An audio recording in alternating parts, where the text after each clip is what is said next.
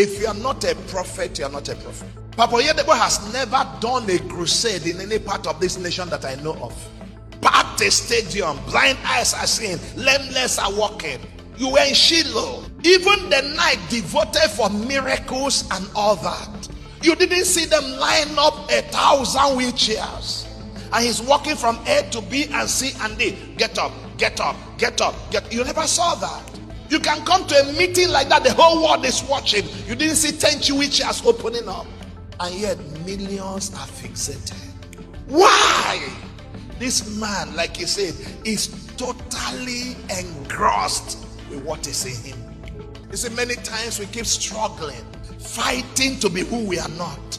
In Nigeria today, you see people like Jerry Selman, himself, some other guys that you see having blowout ministries everywhere and all of that. I saw some online, on-site, everywhere.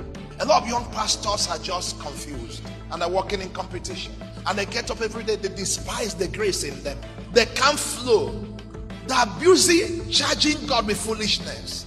And looking at God as being hurtful on them, as not helping them, as if their prayers and fastings are not working.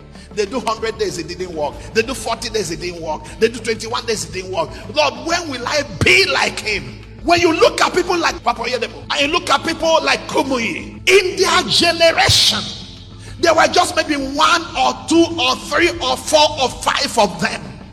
Everybody that competed with them couldn't get to that level.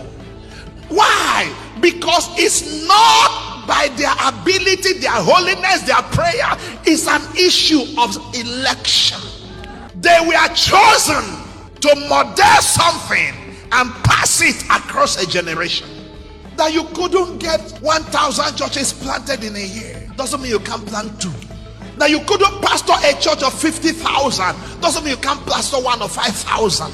You can grow. You can intentionally walk with God and see your life go from one level to another, to another, to another, doing what he called you to do without straying out of your path. No one has nothing and no one has everything. God wants you to keep sharpening the areas of your strength. You can put gatekeepers on areas of your weakness. Leverage on the gift of men you have around you to get some things done. But focus on your core gifts. Stop focusing on what is not yours. It's not going to work.